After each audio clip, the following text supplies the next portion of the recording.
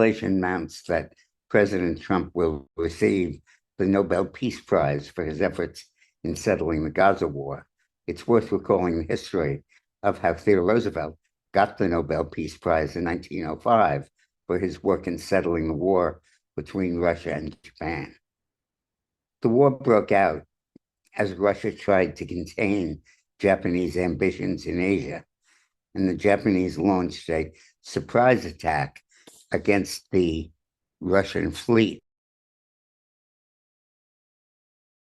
This launch alert is sponsored by the Patriot Gold Group.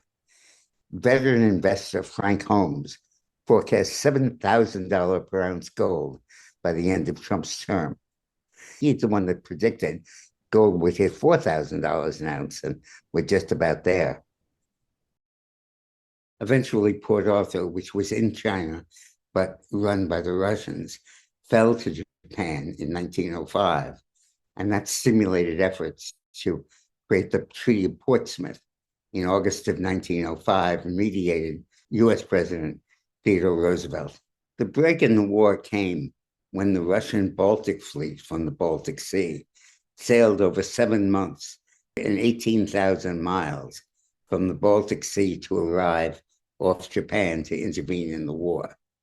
And no sooner did they get there than the Russian fleet was defeated at the Battle of Tsushima in 1905. That stimulated the peace initiatives of Russia and made them yield to the Japanese continuing presence in Asia. Theodore Roosevelt worked very hard on negotiating the ceasefire, the truce, and eventually the peace, and the ultimate Treaty of Portsmouth, which was signed by Russia, Japan, and Theodore Roosevelt as the mediator. The main impact of the Russian-Japanese War was on Russia, where the loss of prestige of losing the war had a big impact in stimulating the Bolshevik Revolution in 1919, only about a decade after the Russian defeat in the Japanese War. The loss of prestige for the Tsar and the imperial regime was something from which it never recovered. Japan, in the meantime, was emboldened and went on to launch World War II with a surprise attack on the United States at Pearl Harbor. Thanks for watching. This launch alert is sponsored by the Patriot Gold Group. Veteran investor Frank Holmes forecasts $7,000 per ounce gold by the end of Trump's term.